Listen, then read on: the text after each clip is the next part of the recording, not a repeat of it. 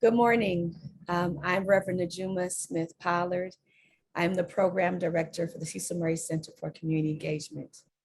Welcome to another critical conversation with the Center for Religion and Civic Culture and the Cecil Murray Center for Community Engagement. We're so glad to be able to bring these critical conversations to all of you, those that are joining us in the webinar, as well as our Facebook Live audience. This is a very important conversation. As we know, nationally and even internationally, there's a lot going on as it relates to violence, hate crimes, and understanding our rights. And so today we have some very special panelists and guests who will be helping us understand how we can better navigate these times, especially those of us that lead houses of worship across this great nation. So again, welcome to another critical conversation where we'll be discussing civil rights and hate crimes. And again, we have some wonderful guests that will be breaking all of this down for us so we can know how to flow. And as mentioned, I'm Reverend Najuma Smith Pollard, Program Manager for the Cecil Murray Center for Community Engagement, but I'm also a pastor here in Los Angeles, pastor of Word of Encouragement Church here in Los Angeles. You can find me as shown on the screen at the Center for Religion and Civic Culture website, but also feel free to follow me at Rev Juju on Instagram and or Twitter. The handle is the same. I'm your moderator for this morning's conversation and look forward to your questions and your comments and having a deeper conversation. We certainly want everyone to engage and participate in this conversation. Even though it's webinar style, we still want to hear from you. So there is a Q&A box for the webinar, as well as those of you that are on Facebook. We do have someone from our office, Megan from the Center for Religion and Civic Culture, who is monitoring the chat. So we encourage your questions and your thoughts, and we'll bring those in as much as we can throughout this hour conversation. And we really do want to spend the last half hour of our time together hearing from all of you, our audience, those again that are watching on Facebook Live and are joining us in the webinar. And so I'm going to review the agenda, and then we're going to get as fast as we can into this conversation. So again, we're going to have some introductions. I'm going to introduce Martise, who's going to introduce our panelists. Each of our panelists, which are four, will share. We'll have some open discussion. We'll go over Q&A, and then we'll invite each of you back to do a Mentimeter, and then we'll have our closing. We're going to hear from Assistant Director Christy Johnson and Acting U.S. Attorney Tracy Wilkinson, who will give us some information around who they are, what their respective agencies will do and their relevance, especially to communities of color. What commitments do each of those organizations make to communities of color, and what we can, and how and when we can look for these proposed changes, and where can we find this to happen. And then we're going to hear from U.S. Attorney Matt Jenkins, who's going to talk to us about elevating our hate crime cases, what the prosecutors process. And we're going to understand, he's going to walk us through the steps so we better understand, because sometimes we don't know the steps and why things take the time that they do. And then he's going to also share with us some examples of some things that we've seen probably in the news or in the media. And then closing us out, as for presentations, we're going to also hear from Attorney Matt Jenkins, as well as, it's okay, Matt Jenkins, as well as, I think we skipped a slide, but it's okay. And then we're going to hear from FBI Special Agent, who's going to also talk to us about the FBI process and what we can expect from our FBI as it relates to hate crimes against houses of worship. So I'd like to introduce the person who's brought all of this to us. And she's been a dear friend, and she's been so very helpful to putting this together, as well as working with the Murray Center and communities across Los Angeles and abroad. Martise has been with the FBI for 5 years and is currently assigned to the FBI Los Angeles Office of Public and Congressional Affairs as Community Outreach Specialist, serving as the primary liaison for African-American, Hispanic, LGBTQ plus communities. In her role, she collaborates with faith-based and community organizations to bring awareness to issues impacting their respective communities, while connecting communities and organizations to the FBI's public resources and community engagement programs. So at this moment, let's welcome Martise, who's going to introduce all of our panelists this morning. Martise, go ahead. Good morning. Good morning, everyone. Thank you, Reverend Najuma, for having us again this morning. And also thank you to the panelists, my colleagues, and my boss. So first off, rounding out the panelists today, we have the Assistant Director of the FBI Los Angeles Field Office, Christy Johnson. Prior to her arrival here in Los Angeles, she served as the Special Agent in charge of the Omaha Field Office, where she led operations and personnel across 2 states, Iowa and Nebraska. Her outreach efforts focused on crisis response preparedness, creating strong partnerships with private sector and community partners, also enhancing relationships with federal, state, and local agencies. Ms. Johnson joined the FBI in 1999 as a special agent, and during that time, she spent a decade in the Chicago field office where she investigated organized crime and public corruption.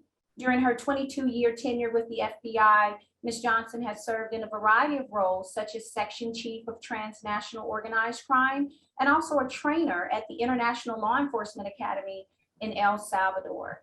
Ms. Johnson earned a bachelor's degree from Michigan State University and a law degree from the University of Detroit Mercy. Second on the panel, we have Tracy Wilkinson. She's the acting U.S. Attorney for the Central District of California. She also serves as the Chief Federal Law Enforcement Officer in the district. Prior to joining senior management, Ms. Wilkinson was the Chief of the Cyber and Intellectual Property Crime Section with the National Security Division of the United States Attorney's Office. Also, during her 21-year tenure in the U.S. Attorney's Office, she's also served in a variety of roles, such as Deputy Chief of the General Crime Section, trainer, and a member of the Narcotics Section, where she prosecuted large-scale drug trafficking cases. And she is a graduate of the University of Maryland and Harvard Law School. Third on the panel this morning, we have Mac Jenkins, who was recently appointed as the Chief of Public Corruption and Civil Rights in May of 2017. Mac is a graduate of Yale Law School, and he's been with the U.S. Attorney's Office since 2008. In his role, he prosecutes and supervises the prosecution of some of the most high-profile and sensitive matters in the Department of Justice. And these cases have included public corruption on all levels, fraud against the justice system, civil rights violations by federal and local law enforcement, hate crimes, and election integrity. Earlier this year, the Los Angeles Business Journal named Mac among the 500 most influential people in Los Angeles. And here with me in the FBI office, we have Special Agent Matt Grimes.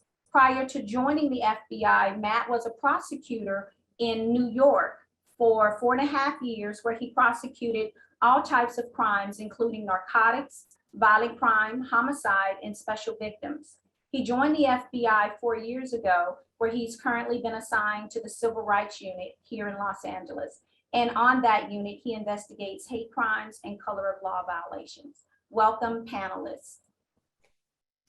Thank you so very much, Martise. And now we welcome Assistant Director Johnson to share with us this morning.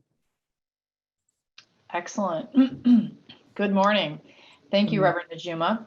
Thank you for, thank you for putting this together, and thank you, Martise, for the kind introductions. We are thrilled to be here today. We are having as many conversations as we can in the communities this week, last month, this year, last year.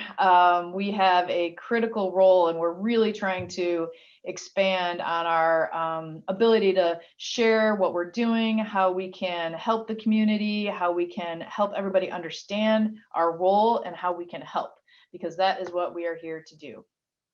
Our mission in the FBI is to protect the American people and uphold the Constitution.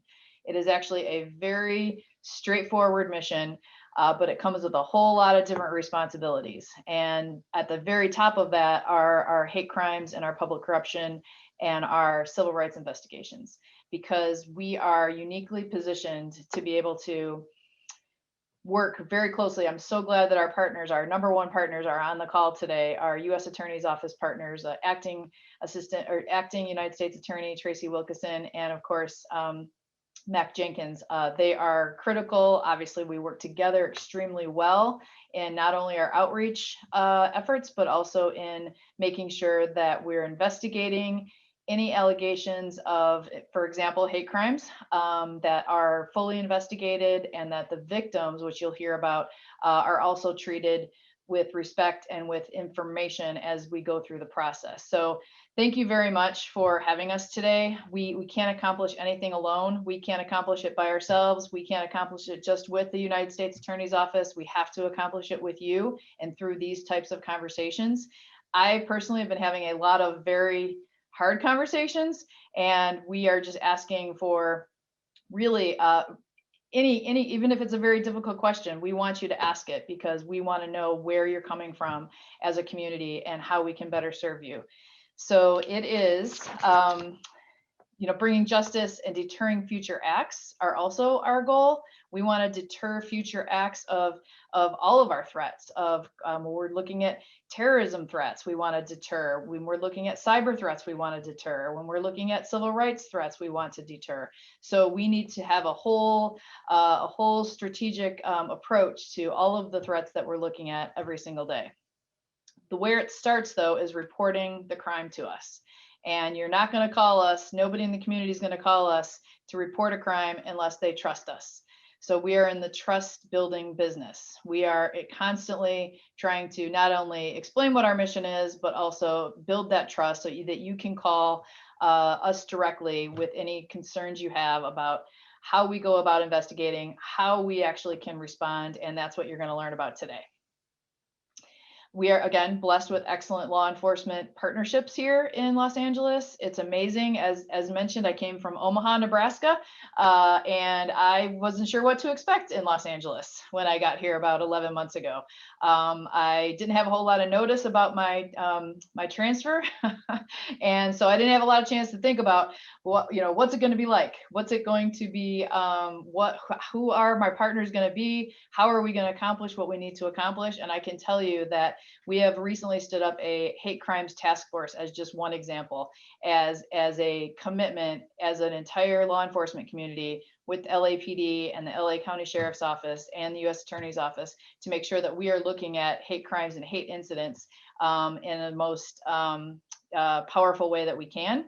So I can report that the relationships are intact, our community relationships are intact, and we can only expand upon that from there. So that is my goal as the leader of this office. We have the collaboration, like I said, the trust in the community. It is mission critical. So how are we building that trust? And it gets to some of the questions that you've asked. What is our commitment to all of our communities? Our commitment is to have information sharing, invite people to forums like this. We have something called the Citizens Academy, which we are very excited. We just turned it back on due to the COVID sort of shutdown. And it is a 7-week program where we invite community members from every segment of our area, of our 7-county area. And we have conversations with them as well every week for 7 weeks. And we talk about all our different threats. So that is a commitment of all of ours to make sure that is another way that we can communicate with the community. The other commitments are recruiting. We have not done incredibly well with our diversity hirings in the past, but I can tell you right now that we are committed to trying to reflect the communities that we serve, and our numbers are showing a good trend. So from 2017 to today, we've achieved a 20% increase in ethnic and racial minorities among our new hires. So 20%, that's pretty good. I'm pretty proud of that. We're proud of the progress, and we can only do better. So through these conversations also, I will give a shameless plug for our recruiting, because we want as many diverse and talented individuals to come work for us. And I'm just putting that out there as well, that's a commitment to all communities to bring as many folks into our fold as we can.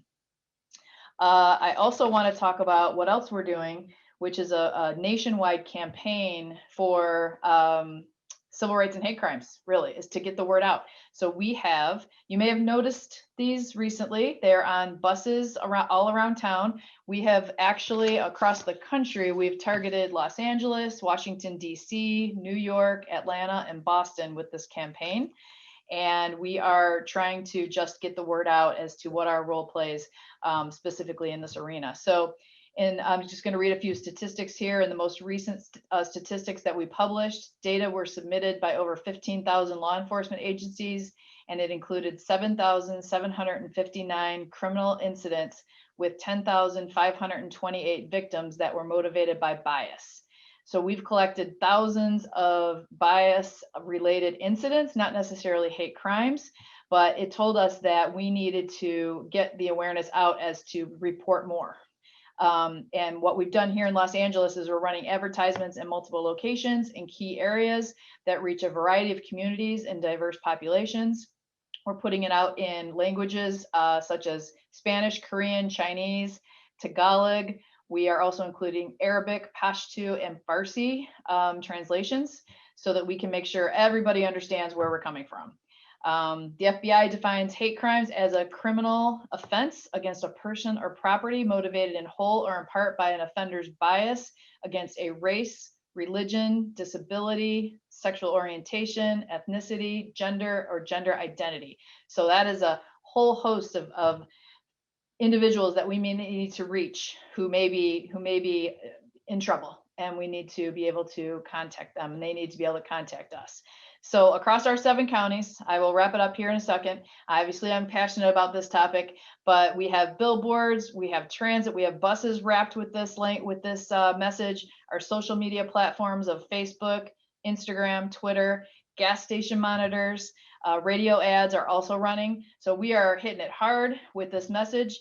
The objective is to just make sure that people know where to find us.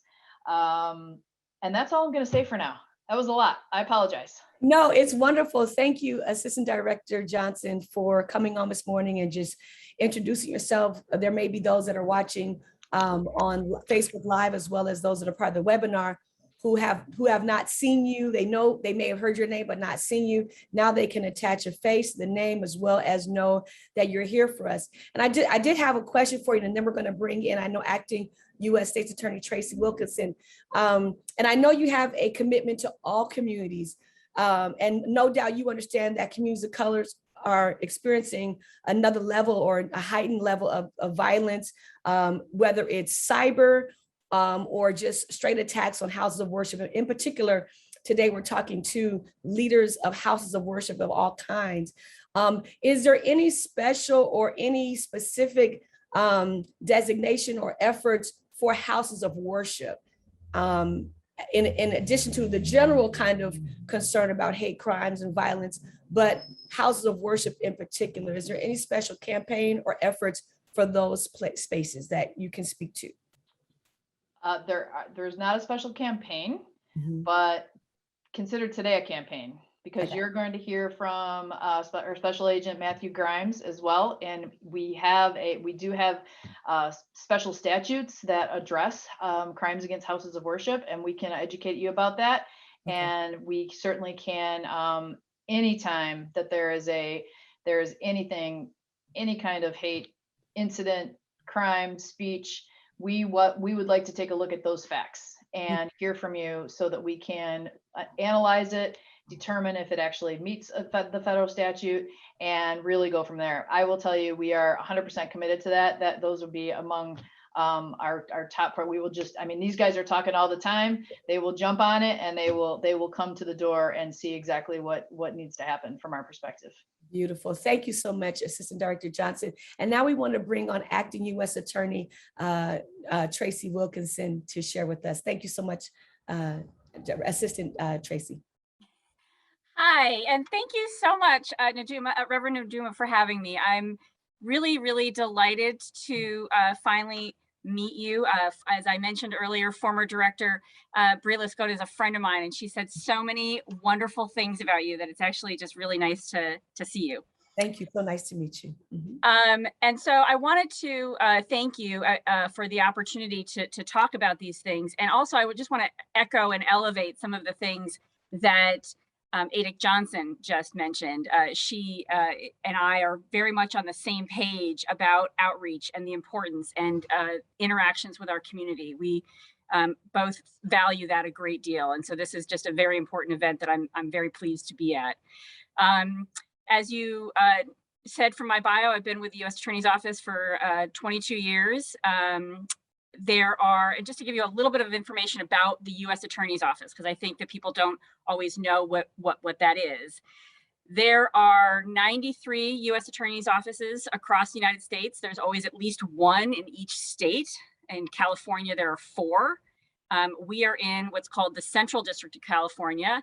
It's the largest office, and I think also the largest by land area. We've got 7 counties. We cover San Luis Obispo County, Santa Barbara, Ventura, Los Angeles, Riverside, San Bernardino, and Orange County, which is about 20 million people.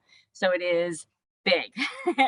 And then within the office, we are dealing with federal law, so different from the state's attorney's office, the district attorney's office. And there's 4 litigating divisions. We have a tax division, a civil division, a criminal division, and a national security division. And I just mentioned that because I think everyone always sort of thinks of us as the criminal division side, but we have other aspects of that. And so our tax division looks at obviously tax cases. Civil division is defending cases and also bringing, it also has defends the United States against lawsuits, but it also has a civil rights section that brings affirmative cases to protect the civil rights of our citizens. So for example, we have a lawsuit now pending in Hesperia that alleges that they enacted laws that discriminate against African-American and Latinx renters. And so sometimes that gets lost. MAC is also going to be talking more specifically about our criminal division, which handles federal crimes from frauds to violent crimes to public corruption. And we'll be talking about the kinds of cases that we do criminally. Specifically to the question that was posed of what does the USA do for communities of color and our commitment to that, I thought I would sort of talk about the office in general, and then when Mac talks, he'll sort of talk more about the specific things that we're doing in the criminal and the civil division and those kinds of cases that we bring. Like Adic Johnson, hiring is a huge part of it because I have a real commitment to making sure that our prosecutors resemble and come from the communities that we serve. That has to be a huge priority, and it has absolutely been our priority, trying to increase those numbers and doing all kinds of outreach to communities that don't necessarily think of themselves as coming to work for our office, and persuading them, as I'll make my own pitch, that you can come and work for our office. And for example, this afternoon, I have an event where we are going to be partnering with our good partners, the Federal Public Defender's Office, and doing an event on working in federal criminal law here in the district and the jobs that are available there. So we do a lot of that. We have an incredibly active diversity committee. And we've had one even before diversity committees were cool. And we do with our diversity committee, again, it's outreach to bring in our applicants, and it's internally to support those who are in the office and make sure that they feel supported and they can be grown to be amazing attorneys and staff. We have a commitment to doing implicit bias training, and we've been doing implicit bias training every year. I think that is particularly important for prosecutors to be mindful of their implicit biases and be thinking about them as much as they possibly can, because obviously we have a lot of authority and a lot of ability and a lot of discretion, and we need to be making sure that we are using that extremely thoughtfully. And I think that one of the things that constantly impresses me about the prosecutors in my office is how attentive they want to be to this and how focused they are on this issue. Another one of the things that we do is we work in the communities. We have a bunch of projects where we try to connect, again, connect the prosecutors to the communities that they're serving and vice versa. So we have something called Project Lead, where we're going out to schools and teaching fifth graders about the law and letting them get to know us, and Summer Night Lights, where we're out in the community, and National Night Out, and other events like that where we do that. And again, the AUSAs are so eager to do this. I can't send out an email asking for volunteers and get volunteers immediately. Another area is we're a leader in alternative sentencing.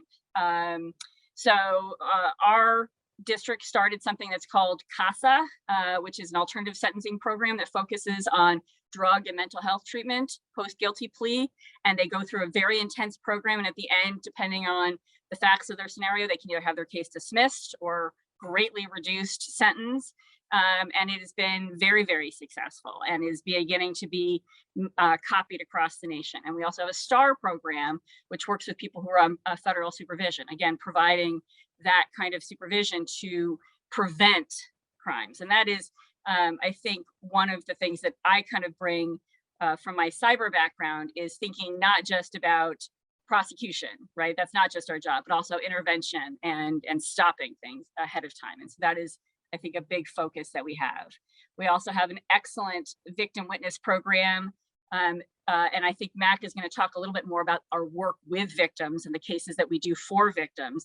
But we have an amazing staff in our victim witness program who are very sensitive to the particular areas. And as recently as the Ed Buck case that we prosecuted, they were working hand in hand with the victims in that case and just did a phenomenal, phenomenal job. And so I want to make sure that everybody knows that we have a website that they can go and check out. And I'll see if I can copy and paste it into the chat so that you can go and take a look at it. But I, like Dick Johnson, encourage people to reach out and to ask questions, because I think that we are eager to connect and eager to build trust. Thank you so very much, U.S. Attorney Tracy. We certainly appreciate your sharing, and you shared so much.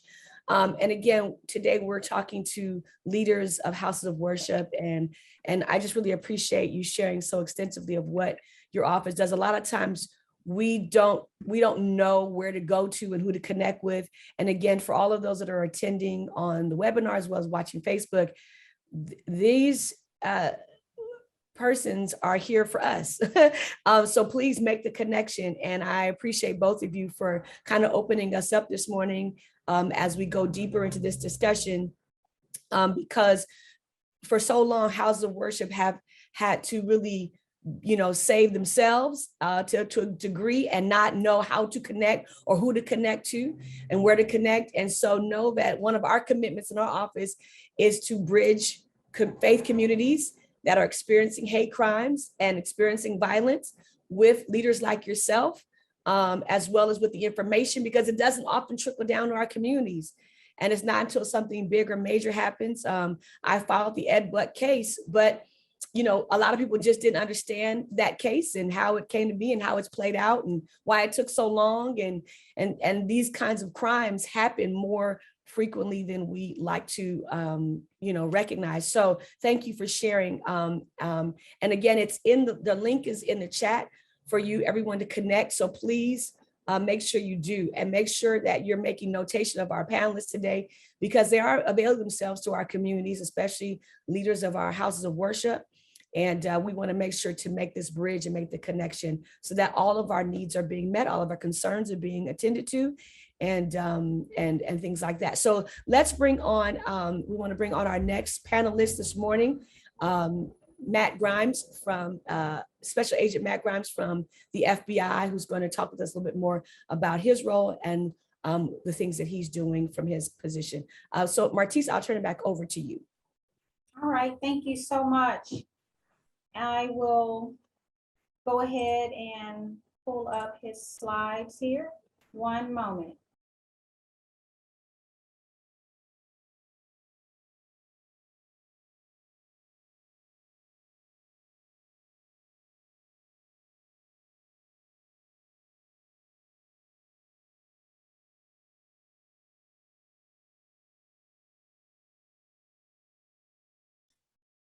Yeah, you can go ahead and start, and then it will come up as it, yeah.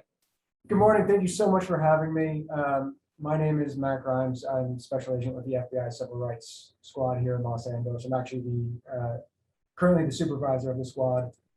As Christy Johnson mentioned, here in Los Angeles, we actually have a standalone civil rights squad. That means that we aren't asked to investigate anything other than civil rights crimes. That includes hate crimes and color of law violations.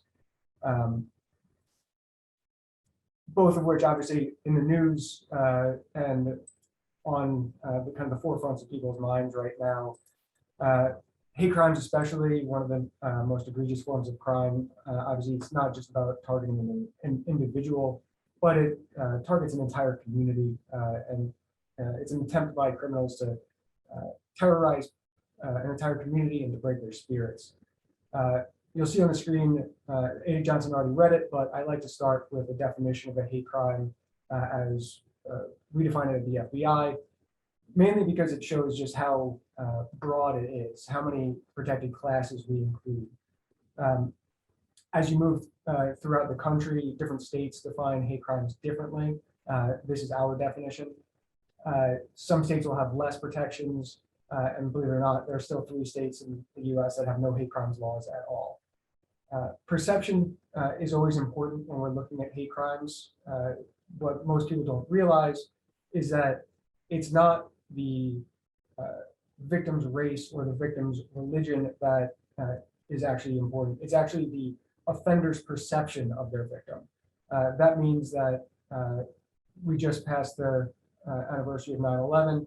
In cases where we saw in late 2001, members of the Sikh community were attacked because they were mistaken for Muslims. Those attacks were still hate crimes because it was the offender's perception of their victim. I want to go over a couple of statutes that we do use. I'm not going to go too in depth. I believe Mike Jenkins might talk a little bit more, just to give you kind of an idea of the types of things we can investigate on the hate crime side. Threats, assaults, attempted assaults. The one I do want to highlight, because Reverend Najima, you asked specifically, 18 USC 247, that is our statute for house of worship cases. We commonly refer to it as a church arson statute, but it's really more broad than that. It can cover any time a person or people cause damage to a house of worship because of the religious property or the religious character of the property, or in fact, because of the race or ethnicity of the people associated with that property. Without going too in depth in the statutes, one thing I do want to talk about with hate crimes that makes hate crimes unique is that we don't just have to prove intent with hate crimes. It's actually one of the only statutes that requires us to prove motive. That means we have to prove not just that a person intended to commit a crime, we have to actually prove why they committed it. That can be incredibly difficult in court. So one of the questions that we get asked is, how do we go about doing these investigations? First and foremost, as Christy Johnson mentioned, we have to be told about the crimes. We can't investigate what we don't know about. And we rely on the community to report incidents to us, whether it's a victim reporting, a witness reporting, or in some cases, we've had people who just hear about it after the fact and forward us the information because they realize what happened was wrong. Once we do get that report, though, we'll conduct initial interviews with the victims and any witnesses that we know about. When we conduct an investigation, the actions we take is going to be dependent on what's reported to us, what our universe of witnesses, what our universe of evidence looks like. But our job is basically to find all of the witnesses, to find all of the evidence, to identify the subjects, to interview the subjects, to serve search warrants, and if in working with the U.S. Attorney's Office, we decide that there is sufficient evidence to make an arrest, we'll get arrest warrants and make an arrest as well.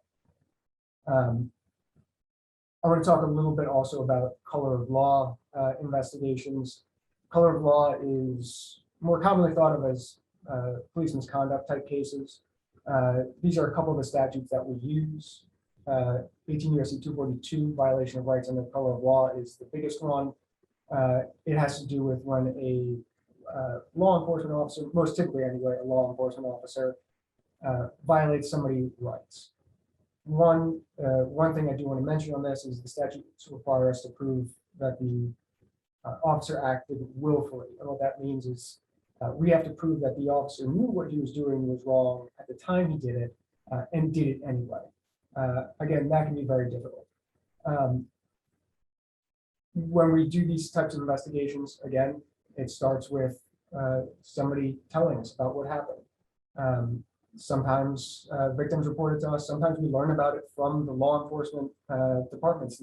They get a report of misconduct amongst their own officers, and some departments actually work pretty closely with us to investigate those crimes. The investigations unfold, frankly, a lot like hate crimes. Our job is to find all of the evidence, and that includes going into police departments and obtaining body-worn camera footage, obtaining their police reports, obtaining personnel records, and doing everything we can to determine whether a color of law violation occurred. Generally speaking, I know a lot of people have questions about what can they expect when the FBI is conducting an investigation and they're involved. So I know Hollywood kind of gives a very distinct impression of how we go about our jobs. Probably doesn't shock you to hear it's not always accurate. When we investigate, we will interview everybody that we can. This isn't, the Elliott Stabler School of Investigation or interrogation. We will sit down with you. We try to keep the interviews very professional. We understand that people aren't comfortable dealing with law enforcement, especially in marginalized communities. We try to set up interviews so we can interview somebody in a comfortable space. They don't have to necessarily come into an FBI office and sit in an interview room. We often have attorneys or advocates sit in on the interviews as well with victims and witnesses. The other thing I want to point out is that we have victim specialists that work here at the FBI who are tasked with making sure our victims' needs are met. That can mean anything from setting them up with therapy resources, and in certain cases, actually even immigration assistance. During the course of the investigation, these, unlike Hollywood, these investigations can take months, sometimes even years to unfold, for us to track down all different evidence, to track down all the different witnesses and to identify our subjects. During the course of the investigation, as a victim, you can expect that you'll be kept in a loop when anything major happens. You can always reach out to the agent after that initial interview, and when a victim specialist becomes involved, you can always reach out to the victim specialist as well. Both hate crimes and color of law violations, civil rights crimes in general, are a national priority for the FBI. So we certainly don't want any of those slipping through the cracks, and we don't want victims to feel like they are being left behind or kind of left in the lurch. Agent Grimes, I want to just jump in for a minute. I really appreciate the content that you're sharing with us. I think it's so critical that we understand some of the all this behind the scenes things. And I think you mentioned something about the difference between television, movies, and reality. One of the things I want to lift up, and I want if you can address for us real quick as you're sharing this, because you said something really important about reporting, and that we cannot investigate what's not reported. So the typical way of handling cases like these, whether it's color law or hate crime, is most people call their local police station or their local police officer, police station. And I think there's an assumption, or at least a hope or an expectation, maybe all three, that when these sorts of crimes happen, they are automatically being elevated to your office or your department to be further investigated. So help us, so maybe that may be where there's a gap in understanding.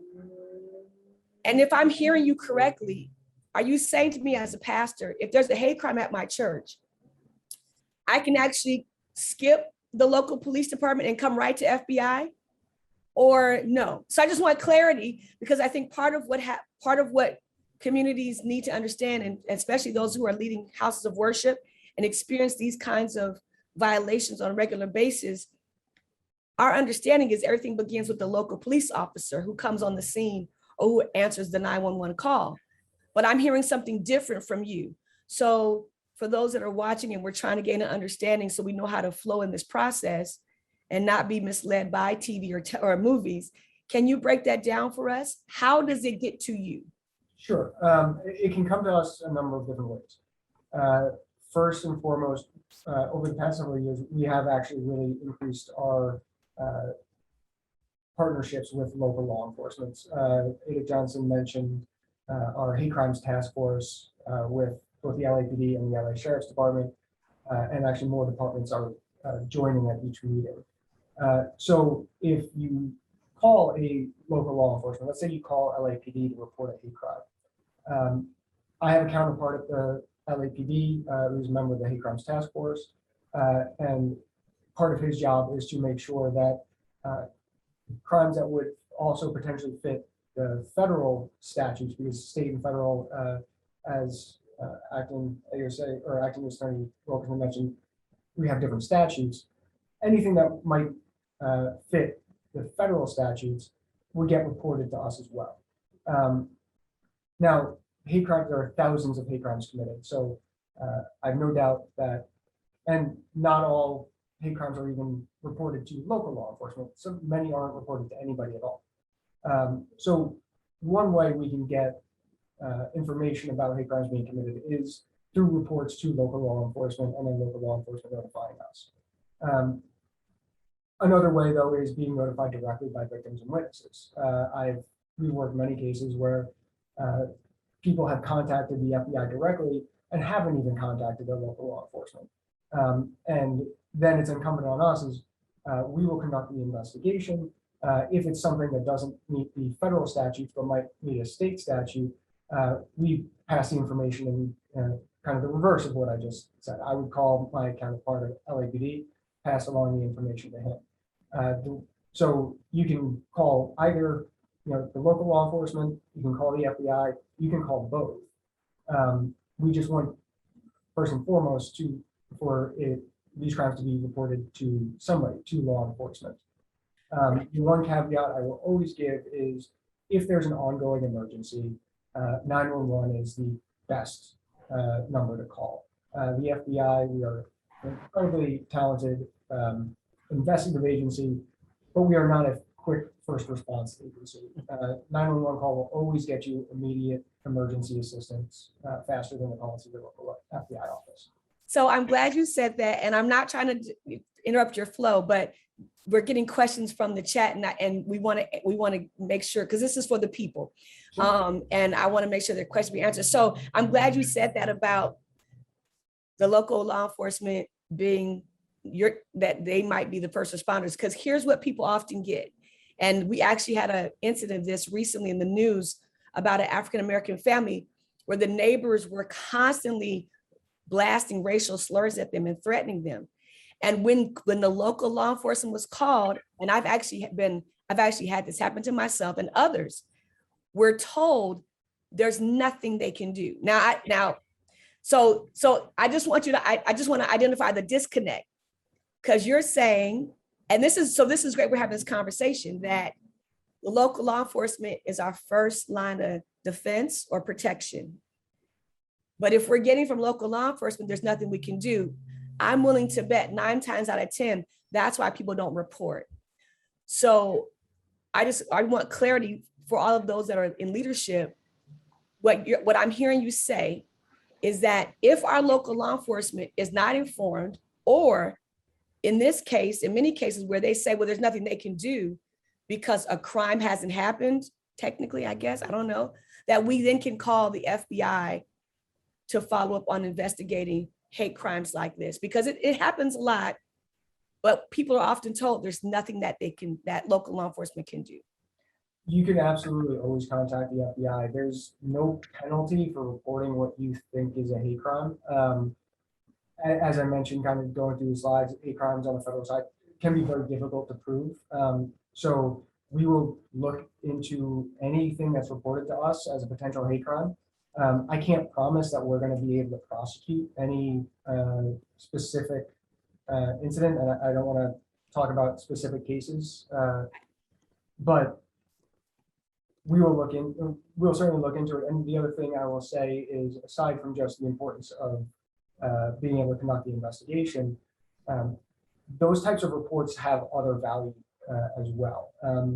I understand that as a victim, this doesn't kind of help address the immediate need, but when we take these types of reports, if it's something that we can't necessarily make an arrest on or prosecute, those types of reports can kind of help us track. We have intelligence analysts who track trends in hate crime data to help us kind of figure out where we can put resources. The other thing is, as I mentioned, proving bias in court can be very difficult. But a lot of people re-offend, or they start small with some antagonizing racist behavior, which may not be chargeable under federal statutes. But as they escalate, if they escalate, having those reports will help us prove that bias, because we can prove that this person has a history of racist conduct or racist beliefs. Wonderful, thank you. So, and again, just so I can reiterate for those who are watching on Facebook, and then of course our webinar participants, it's also about the tracking, right? The reporting is necessary, so there's a tracking, there's a record kept. So thank you for that. And I think there was a question about credible threats against Los Angeles and Orange County houses of worship. I don't know if you can answer that, but if so, great. But if not, we can table it for later. Sure, yeah, I'm happy to answer any questions you have. I think I might be up on my time, so thank you so much for inviting me. Have several other things that I would love to talk about, but as Mac Jenkins will probably attest, I could probably talk about these topics literally all day, and none of us would ever go home. So I just want to put up this last slide. We've been asking for this entire presentation that you report hate crimes, you report color of law violations. This is how you can report directly to the FBI. That's the Los Angeles Field Office phone number. And if you don't feel comfortable making the call, you can always submit a tip online at that website. So thank you so much. Thank you so very much, Agent Grimes. We certainly appreciate you. And I want to encourage everyone to screenshot that page with the phone number so you have it. And again, I think what's important with that Agent Grimes mentioned is that we are reporting. And I think that's one of the things that we can do is we can make sure that we're reporting. And I do believe that part of why so many communities of color and houses of worship are not reporting is because we keep being told by local law enforcement there's nothing that they can do. And that's unfortunate, that's a sad reality. But we're thankful today we have another option presented to us, which is to contact agents like yourself, departments like the U.S. Attorney as well as FBI, to begin to create a track and a record as well as investigation. So thank you for that, because this is a way that communities of color can take back their power. For far too long, we have not had answers. And so thank you for giving us some answers. And we have a lot of questions coming in. So for all of our participants, the webinar, and those that are watching live on Facebook, continue to send us your questions. We're going to try to give as many answers as possible. We have set aside a good amount of time at the end for questions. So if we don't answer them right away in the midst, we will get to them after our last presenter has shared. So thank you, everyone. So let's welcome Matt Jenkins from the U.S. Attorney's Office. Thank you, Mac, for joining us. Thank you. So as was introduced, I am the Chief of the U.S. Attorney's Office, Public Corruption and Civil Rights Section. I'm grateful to be here and being part of this important dialogue. And I think it's important, as is addressed earlier, that the community be able to put faces to names and to titles, and sort of to pick up on the thread that was left off. For example, when you were told there's nothing law enforcement can do, sometimes that puts it in the community's bucket about what they can do. What can they do if they're not getting the public service that they expect and demand from their local law enforcement or local community leaders? Well, this event is one of the things you can do, and you guys are doing, and I think it's significant in many ways, including because present company excluded, you really have an all-star lineup here based off the people that are attending, which I think signifies, or I know signifies, the significance that the FBI and the U.S. Attorney's Office and the Department of Justice places in civil rights and hate crimes. And that's why we are here. And I want to highlight a few things, as Acting U.S. Attorney Tracy Wilkinson said I would, sort of from a lower level in terms of what I do in my job in the AUSA's and our public corruption civil rights section do, to give you a little more familiarity and introduce you to our world. So we are one of the few U.S. Attorney's Office across the country that have a dedicated civil rights section. Like Supervisory Special Agent Grimes says, they have a standalone civil rights squad, which is also unique. Well, we have a civil rights section. It's public corruption and civil rights. So we do both, but we're one of the few offices that use those resources and marshal those resources tailored to our community. Central District of California, the 7 counties that Acting U.S. Attorney Wilkinson mentioned were the largest. We're also one of the most diverse. And so I know in Tracy's and in the Attorney General's and in Christy Johnson's civil rights crimes, civil rights investigation, us participating here today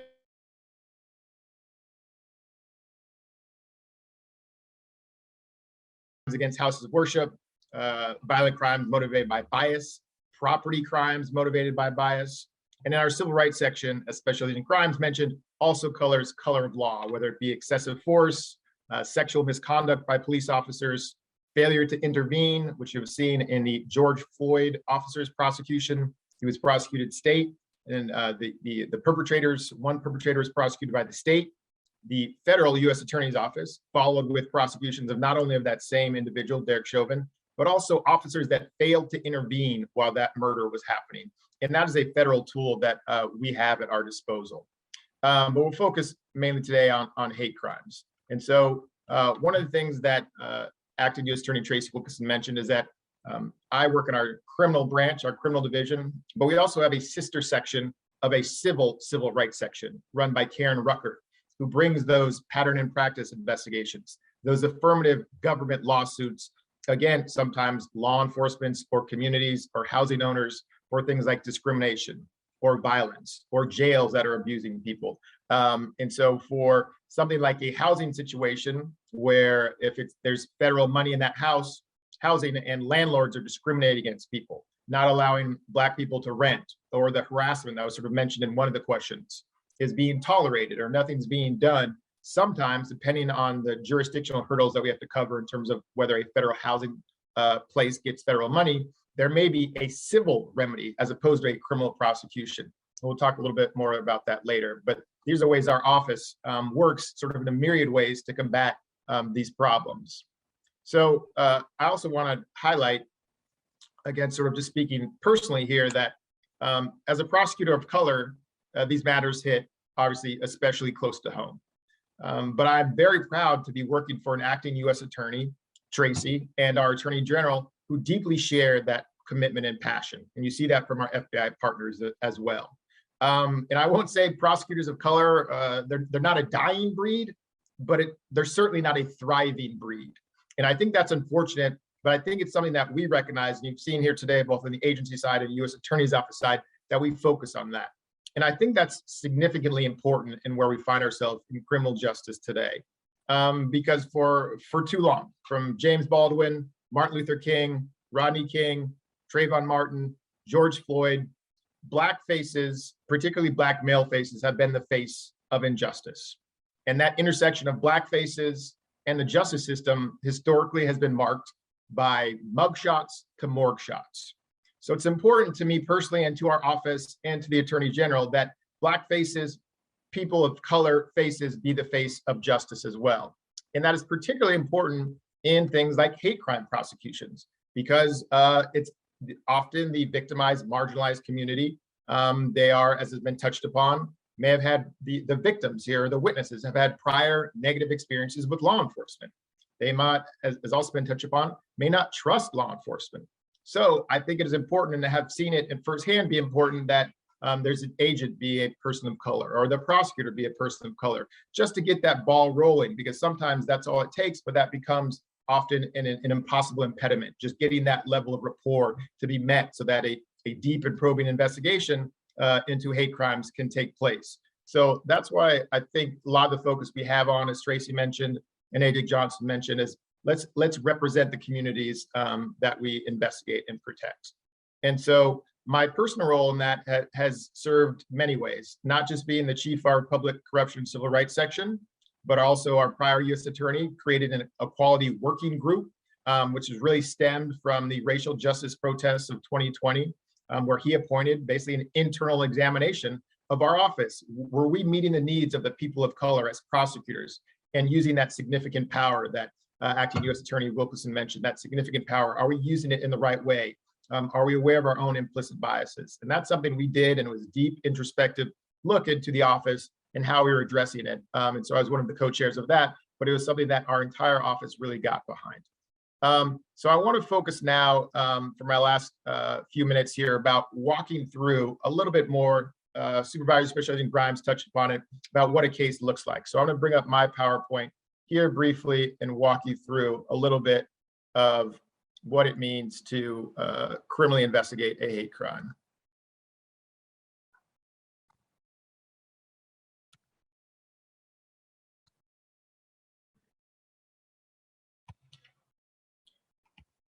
So one important point I want to highlight that is also frequently unknown, including to some of the judges that we present this issue to, is that there is dual jurisdiction, which means as the federal government, as Tracy pointed out, as acting U.S. Attorney Wilkinson pointed out, there's state prosecutions, state crime. There's also federal prosecutions, and we are on the federal side.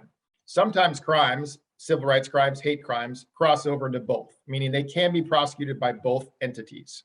And that's important for lots of reasons, including that, for example, say the state prosecution, they're not interested or not available to do it, or say they do attempt it, but does it go the right way, meaning that we don't feel like justice was done. We feel like a federal interest has gone unvindicated.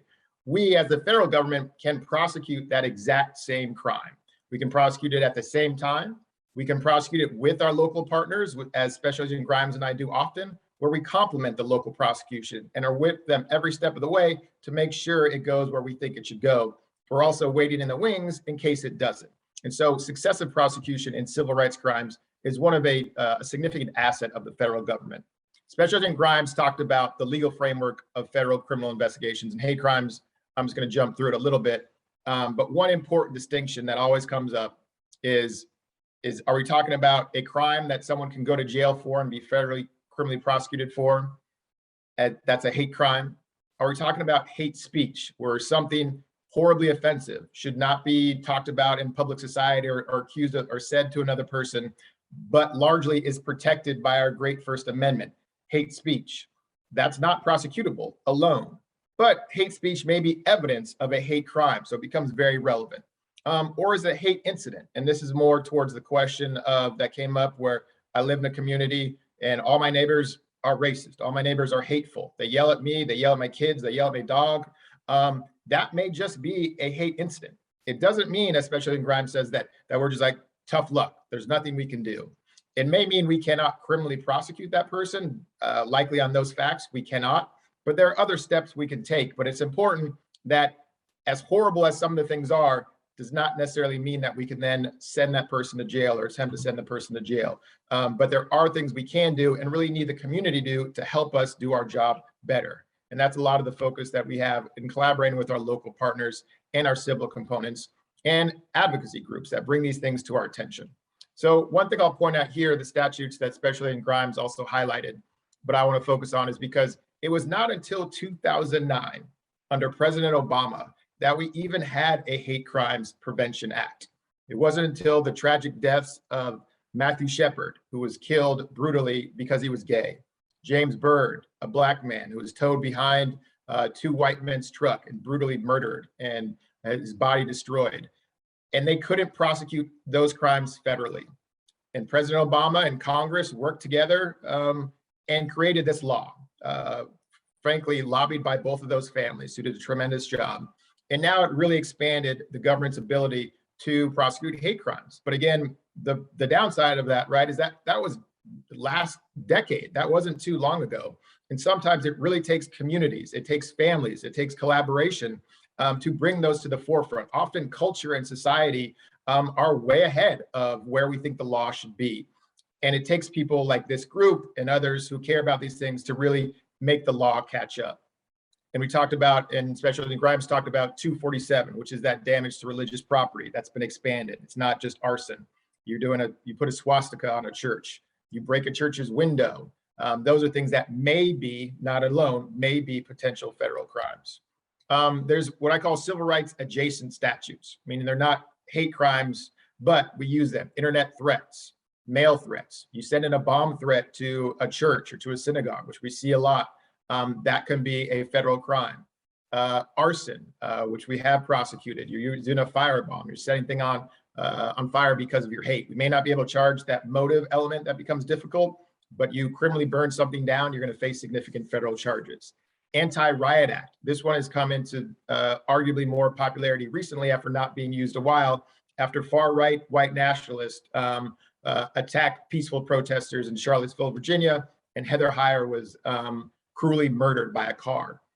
People in that organization who went there to create violence were prosecuted federally for something called the Anti-Riot Act, including prosecutions brought in our office. That was one of the first times that our office ever used this Anti-Riot Act to basically target people who are going to peaceful protests and trying to start race wars. And more recently, here in our office, again, we prosecuted a case that started in an incident in 2014. 3 Black families were targeted in the middle of the night on Mother's Day. There was children, there was elderly grandparents, it was in the projects. They were firebombed by an East LA gang, Big Hazard, because they didn't want the minority Black community in that project. So they firebombed those places. And this became a question that came up a few times. Why do these take so long? Well, I will tell you this, I don't see the date, I forget the date on the press release, but this is a 2014 event. Took 2 years for us to investigate. Took us another 3 years after charges were brought. Ultimately, we all 8 pled guilty, which is great. There's no trial. Victims didn't have to testify, but it took a very, very long time. But ultimately, several of them cooperated, which is very rare in a gang case. And it's because we marshaled resources. The FBI, the chief of LAPD at the time, our U.S. attorney all met together and said, we're not going to let this stand. It's 2014 at the time. We're not going to let these kind of racial attacks stand. So we marshaled those resources and charged all types of different things. And I'll note, we didn't actually charge even the hate crime statute because that statute becomes so difficult to prove. That we'll touch on a little bit, but we were able to charge complementary charges. So this came up earlier. Say we can't charge a federal crime. Does that mean we're done? Is there nothing we as the federal government to do? No. We seek federal charges, but we can also assist the locals, as I touched upon earlier. Maybe they can charge a harassment or some other local ordinance that we cannot, but we can do the investigation. We can interview people. Subject deterrence. When the FBI shows up at your house and you live in a different state, you live far away, and you sent in a bomb threat, and you thought no one would know, and then Matt Grimes shows up at your door in Oklahoma and says, hey, is this your email address? Is this your IP address? Subject deterrence is real when the FBI shows up at your door. You never met an FBI agent, maybe saw him on TV, and Matt Grimes, he's very intimidating looking. So that actually has a real impact. Referrals. We can refer such things to other local groups that we want people to monitor. Again, that's like nonprofit groups who have a little more resources. If something doesn't reach the level of federal crime, we want to say, hey, look more into this. Anti-Defamation League is one of those and one of our partners. And the civil enforcement is something I talked about also with Karen Rucker, where we can bring affirmative lawsuits, suing owners of property, suing schools if they fail to intervene in discriminatory practices, suing jails, the things called consent decrees that were very popular under President Obama. He used those a lot. And the other thing we touched upon is we in the U.S. Attorney's Office and the FBI, we are also a check on law enforcement. The most, I'd say that The biggest highlight and success of that was after Rodney King was brutally beat. State charges were brought. He was acquitted. It was our office, the Central District of California, and Tracy and I's friend and former colleague, Lawrence Middleton, was one of the federal prosecutors who vindicated this federal interest. But we're still doing it. It's one of our shining examples, but not the only. More recently, just in the last week, in fact, we charged a federal law enforcement officer. We charged a federal law enforcement officer who worked in the jails. And I believe yesterday we arrested a police officer for distributing child pornography while on duty. So that's another one of our roles. And now I'm just going to speed through real quickly what a case would look like when it gets to us.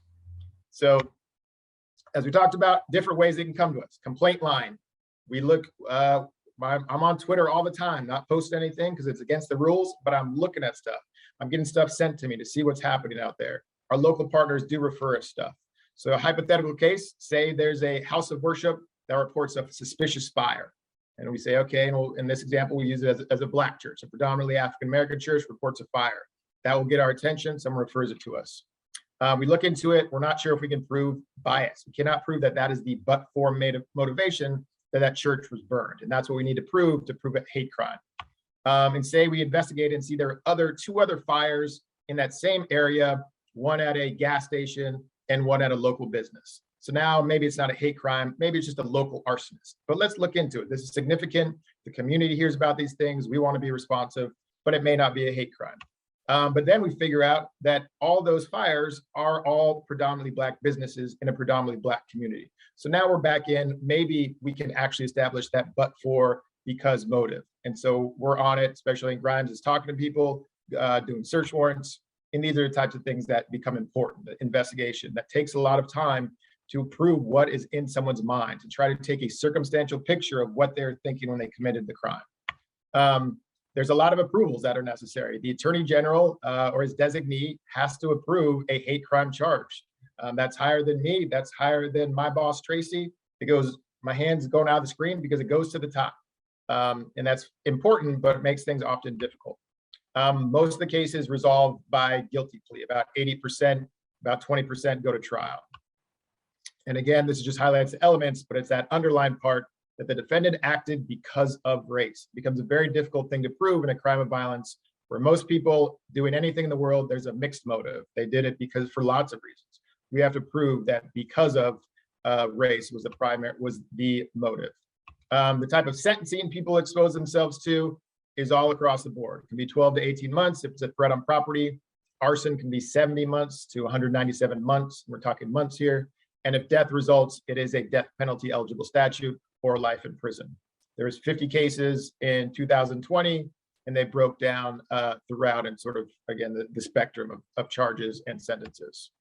As has been touched upon, and this is my last slide, reporting is crucial. Someone may tell you, local law enforcement may tell you there's nothing they can do. One, hopefully we can change that answer is one way to respond to that. But they do report it. They can recall something they hate incident and it goes into a file. I mean, that's something we and Matt and I will look at later because these things escalate. These things escalate significantly and we want to stop it here before it gets to here. The Poway Synagogue case where multiple people were shot and murdered at a house of worship is a great, in the worst sense of the word, example. Because that same individual a month before committed an arson and then he quickly escalated to murder. And the last point of that is that that's an example. He was actually prosecuted by the state and the federal government at the same time collaboratively because they wanted to make sure that they sent a message to that community that he was deserving of that punishment. And because of that, he ultimately pled guilty to both offenses. So it saved those victims a trial of testifying and justice was achieved. So these are links that we'll also post for criminal complaints, FBI tip line, the civil complaints, which I mentioned, Karen Ruckert, our sister's section, and Acting U.S. Attorney Wilkinson also put our website in there. So thank you for your time. I'm grateful for your paying attention and being part of this dialogue. Wow, thank you, Mac, for all that great information and really helping to break down the process and the steps. And I hope those of you that are part of the webinar and those of you that are watching live on Facebook were able to get some notes from that. And again, you know, our goal today for those that are on, and thank you for all of our panelists for being on with us. Our goal today is really to make these connections, because too many times our houses of worship and even our communities, you know, as we mentioned before, are told there's nothing that can be done, nothing really happened, and people are left to, you know, deal with the trauma and these challenges on their own. And then it's not until something, to your point, is escalated, elevated to a major issue, and then everybody wants to jump on it. So I'm just encouraging all of our attendees, please take notes, please write down all the contact information, but also know today is about empowering you to know that you can actually take additional steps or alternative steps when local law enforcement does have the answer, there's nothing they can do, or when it feels like there's nothing you do. What we're told today and what I'm hearing is that there are alternative actions we can take. We do have some questions, so I'm going to just go through them, and we would love to hear from all of our panelists. Hidab Tarifi, who's one of the leaders here in Los Angeles, does a lot of great work. She asked a question regarding, this is for the U.S. Attorney's Office, about the anti-bias training. And her question is, I'm wondering if this training is presented by the same group of people who are targets of the bias, and if not, who's delivering the training. I believe this training should be across all law enforcement groups. I'll take that one. I agree. I think implicit bias training is very important, and we don't usually have the same speaker, because you know, trainings by the same speaker every year can get boring and people just phase out. So we're always on the lookout. We're always on the lookout for new people. This past year, we had UCLA's Professor Jerry Kang come and speak to our office. I don't know if you've ever heard him speak on implicit bias, but I highly recommend, I think he's got a lot of videos out there. I highly recommend his lecture on this topic, and particularly because he was able to take kind of the philosophical aspects of it and the, you know, kind of out there in the universe aspects, and get us to start thinking about it specifically with the kinds of decisions that we are making. And so I thought it was great. I thought it was a great training. And so we're always on the lookout for the next one. Mm-hmm. And let me say this, because I know my dear sister Hidab, I think she's also asking about those who are victims of it. Is there opportunity or room for individuals like herself, not necessarily her, but who have been victims of these violations and crimes and injustice? Or is there opportunity or room for even them to be included in some of the anti-bias training, to lead the training? I think that's a really interesting suggestion. I think that we have been looking for, we have traditionally been receiving it from persons of color who are experts in this area, and that has been sort of traditionally where we have gotten our training from. But I think that that's actually a really interesting suggestion. I'm going to take that to heart and think about it. Okay, wonderful. So maybe we can put Hidab and you in connection, because she's a wonderful leader here in Los Angeles and really would be worth connecting with her. So thank you, Attorney Tracy, and thank you, Hidab, for your question. And actually, may I intercede here? So Hidab is in our Citizens Academy right now, and we just had this conversation on Tuesday night, and we will continue to have that conversation as well about Los Angeles. We have not had implicit bias training in my office. I'm relatively new. I'm asking these questions and making sure that we're doing as much as we can here as well. So thank you. Thank you so very much, Eddie Johnson. And this is the kind of connection we want to make, because as you're learning, Eddie Johnson, and as you know, Tracy, LA has faith leaders and other communities are the experts on these things. And so this is why we want to make these kinds of connections. So thank you for that. Thank you, Hidab. Rosetta asked the question, how was the FBI involved in the treatment of Haitians? Now, this is not necessarily related to our conversation today, because we're talking about houses of worship, but we did want to at least give the question some acknowledgement, if someone can answer that real quickly. How is the FBI involved in the treatment of our Haitian refugees? And I do believe what we were informed is that FBI, that some of the Haitian refugees were brought to some of the ICE stations here in California and other parts of the country. So do you all have any involvement in that, or in the treatment that they experienced? If there's anybody can answer that from the FBI. No? Yeah, I can, sorry, just technical issues. So as far as our involvement, so again, like I said earlier, can't talk too much about specific cases. But yeah, we, on the color of law side, we would have jurisdiction to look into any misconduct by federal law enforcement officers. I kind of glossed over some of the details on what color of law actually meant when I talked about it earlier. But color of law would include federal law enforcement officers, so it would include ICE, it would include FBI, it would include CBP, DHS. There are also other internal investigators, Office of the Inspector General, who might also be involved in that kind of thing. But yes, we would have jurisdiction on that. Okay, wonderful. Thank you so much, Agent Grimes. Anisha asked a really pointed question to this topic today about houses of worship and defacing. Anisha says, we are noticing the person or person observed to say deface the Blessed Mother statue or decapitate our guardian statues are actually caught on video. Or later, when asked about these people amongst our parishioners, we often find out that the person who did it is or has had some kind of mental health challenge issues. And they cannot be tracked, traced, and may even be allegedly homeless. The police, again, is one of those issues where the police said there's nothing we can do. So what does Anisha do? Because this is a unique incident, right? The person may likely be homeless, but it's a repeat incident. And local law enforcement saying there's nothing we can do. Where does this community of faith go to for help? Because their place of worship is being defaced, it's being vandalized. So I can kind of take that again. You can always report it to the FBI. Mental health issues can certainly play a role in determining whether a person can or should be arrested and prosecuted. But that's not something that we can make a determination on until we actually conduct an investigation, get a little bit more background information. The FBI also, we do manhunt type cases all the time, trying to track people down. So it is something that we are pretty good at. I don't want to say we're gonna 100% success rate or anything like that, but we have the tools and the resources to do it. So you can always report to the FBI, and if it is something that is chargeable potentially as a hate crime against a house of worship, then we will kind of follow every lead we can. Wonderful, thank you. So Anisha and to others, we want to encourage you to use the resource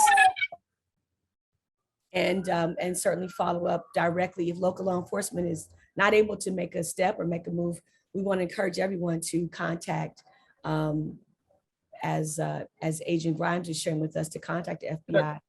And yes, I'll just jump in a little bit because this seems to be frankly a regular theme at these outreach that a lot of us have done. And so I would just add to what Supervisor, especially in Grimes, said about sort of don't give up.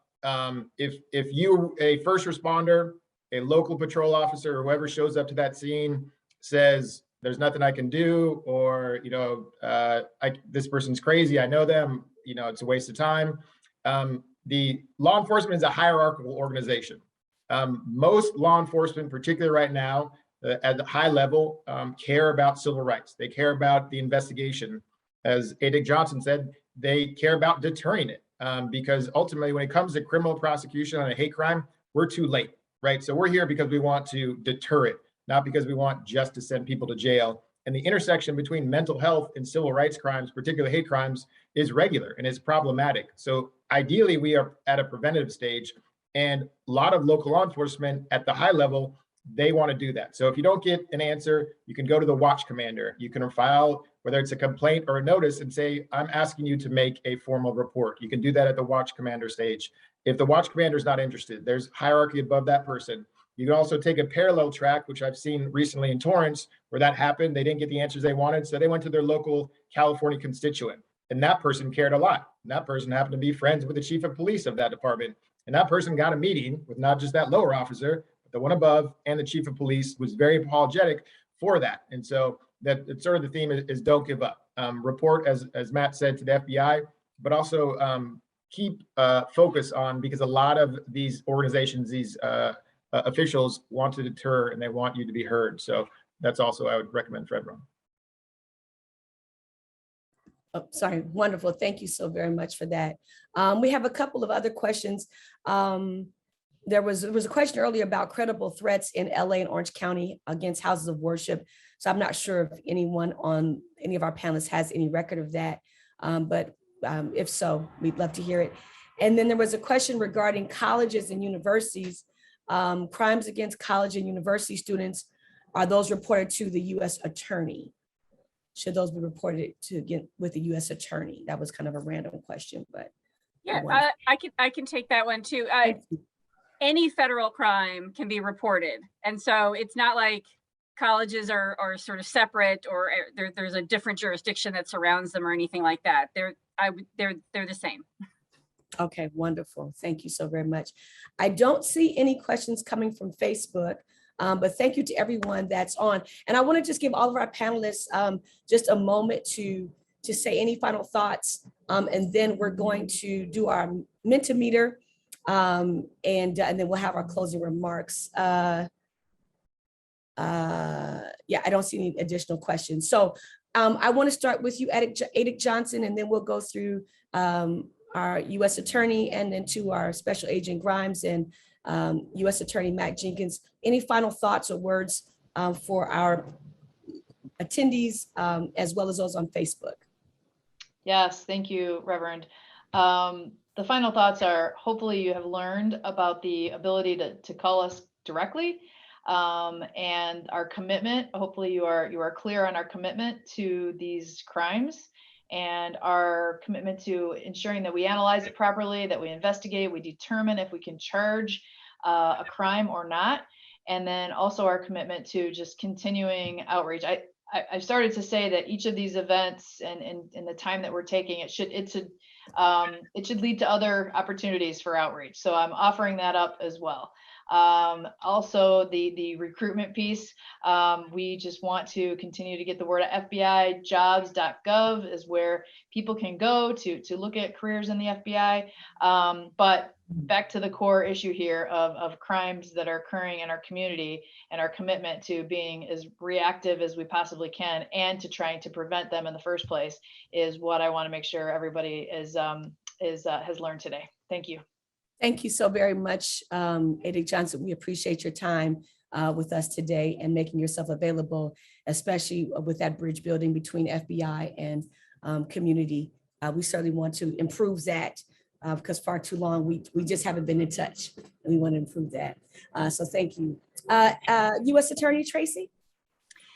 Thank you. I just wanted to say how incredibly grateful I am that everyone here on the event and on Facebook has sort of taken the time out of their day to join us and to learn and to try and engage. I find that really inspiring that, you know, you can have these agencies that you don't know a lot about and may have a reason, definitely have a reason sometimes to fear, and to kind of put that aside and come and engage with us. I'm very, very grateful for that. And I hope to repay that by, you know, being as available as I possibly can and as transparent and answer, you know, the questions that people have.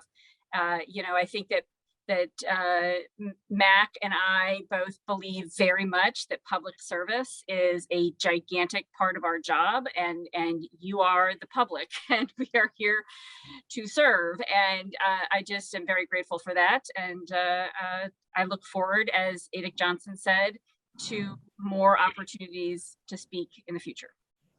Wonderful. Thank you so very much, Acting U.S. Attorney Tracy Wilkinson. Special Agent Matt Grimes. Thank you. Always difficult to follow my boss, so I don't, but to echo what Ada Johnson said, I hope you had the opportunity to learn a little bit about what we do, kind of peek behind the curtain, so to speak. I know we didn't go into great depth, but I'm always happy to meet with people, to meet with community groups, to attend community events, to talk more about hate crimes, to talk more about color of law. And if there's one takeaway I hope you all have, is that We are serious about conducting these investigations. We hope that you do report to us and kind of give us the opportunity to establish that trust to work with you. Beautiful. Thank you so very much, Special Agent Grimes. We appreciate you today and all that you shared with us. And then Mac, will close out with you, U.S. Attorney Mac Jenkins. Thank you. Thank you. And again, I just want to express my gratitude for being part of this dialogue. It is clear to everyone that we are at an inflection point in this country on many fronts, but civil rights is one of them. Prosecution, as I mentioned before, is only one necessary tool to meet this moment, but it is only one. The other parts, the other people that are needed are groups like this and events like this are needed to meet this moment that we're in. Federal crime and civil rights prosecutions has also been outlined that they're very rare and they're exceedingly difficult, but they're incredibly meaningful to the communities, to our country, to the foundations on which we were built. They often represent when the worst in humanity inspires the best in others. Unjustified killings of Black and brown people by police, violence and harassment of the AAPI community. What we have seen in a lot of these recent events is how communities can ally together, make their voices heard. And I'll say in my 13 years of being a prosecutor, I've never seen as much collaboration and allyship in these communities than I do now. And so we're at that inflection point where we can really start to impact change for our children, for future generations. So my closing thought is we hear you, we are here for you, we see you, let us help you. Thanks. Wonderful. Thank you so much, Attorney Mac Jenkins. We certainly appreciate you. And, I just want to kind of echo, and we're going to do a Mentimeter in just a moment, but I want to echo, these kinds of conversations and opportunities. I see them kind of like insurance. Unfortunately, you don't need it until you need it. And so sometimes we don't need the FBI until we need the FBI. And then sometimes we don't have the information or the tools or the resources or the connections. So to all of our attendees and those that will watch the replay and those that are watching live on Facebook, even in this moment, you may not need the information today, but you may need it later, or someone or a house of worship in your neighborhood. So please make sure to, in the chat are all the links and resources. Please make sure to write those down or screenshot them. Please make sure to write down the names of our panelists and connect with them, especially to all of our faith leaders and those of you that are leading organizations and nonprofits. Invite them to your events, invite them to your community conversations, invite them to your houses of worship, and let's build these bridges. So when we need them and when we need to connect, we're not scrambling and trying to find information or figuring out what do we do. We actually know who to call in a moment. And so thank you, each of you, for being on with us today. We're going to do a Mentimeter. For those that are not familiar, a Mentimeter is where you input, I used to know, but now I know. And so hopefully you've learned something today. So in the chat is the link for those that are on the webinar. And I think we can put that same link in Facebook for those that are watching live on Facebook. And you'll click the link, it'll take you to a separate page. And there you will input, I used to think, and now I think. So we'll take a moment for that. And again, we want to give thanks to our panelists today. For those that are part of our attendees, we want you to certainly do the Mentimeter. Let us know what you used to think and now you think, or used to know and now you know. So those will begin to populate in just a moment on our screen. So we'll go ahead and switch the screen now. Thank you so very much, Napa. I used to think, and we want to invite also our panelists. Maybe you learned something from each other, who knows? But feel free to also engage the activity. I used to think, and now I think.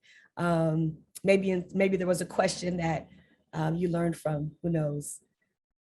Learning is always an interesting process. So what you'll see happen on the screen is you will see the responses will soon begin to populate on the screen, and we'll get a sense of what people used to think and now they think. So go ahead and engage that, and you'll start to see it on the screen.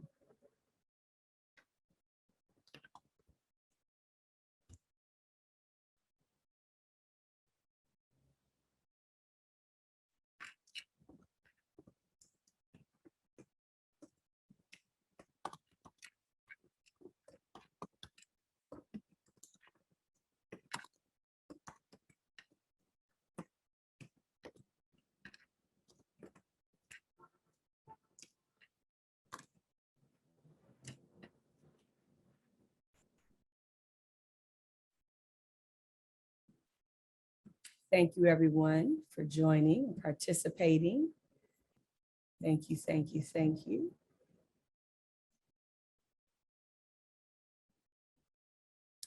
Wonderful. Did it come up? Yep, not yet. All right. I'm not sure. Is that screen up? I don't see it. Nope. Okay, we might be having some technical challenges. Okay, well, we're not gonna stress it. This is life. Sometimes things happen. But again, thank you to our panelists, Ada Johnson. Thank you, U.S. Attorney. Oh, there we go. Okay. I used to think that the federal government was detached from everyday people. Now I know that they really care about us. Wonderful. I used to think the gap between FBI and the Black community was too wide to bridge, but now I see great possibility. Awesome. I used to think that the police were the only way. Now I know I have options. Yes. I used to think I couldn't get help, and now I know there are other options with the FBI and U.S. Attorney. This is what we want to happen, that there are other options for communities of faith as well as residents. We have options, and we want to empower and be empowered with our options. I thought local law enforcement and FBI were totally separate, but now I know they do collaborate, dual jurisdiction. Wonderful. I used to think there was no hope for justice and equity in our side. Now I think there is possible hope. Excellent, thank you. And so as those continue to pop up on the screen, again, Ada Johnson, thank you for your time today. And we look forward to collaborating with you more in the future. U.S. Attorney Tracy Wilkinson, thank you. And we certainly know that you and I will be connecting through Bree some more. Special Agent Matt Grimes, thank you so very much. And we will be contacting you to do more of these kinds of conversations. And as well, U.S. Attorney Matt Jenkins, thank you. And we will be contacting you as well for more of these kinds of conversations. And to all of our webinar attendees and all of our Facebook Live community, thank you for your time today. It is no small thing that you took time to be with us today. And we look forward to continue to build this bridge. And we want everybody to have a great day and a great weekend. And we'll see you on the next critical conversation with the Center for Religion and Civic Culture and the Cecil Murray Center for Community Engagement. If you want to connect with us, we will begin. You can put that slide up in the pop. I'm not sure if we have it, but we'd love for you to connect with us, all of our attendees. Connect with us and those that are watching live on Facebook. Connect with us. We will begin in October our wealth building seminar for communities, faith communities. And so connect with us and we look forward to that. But again, everyone have a great day and a great weekend, and we'll talk soon. Thank you. Bye-bye.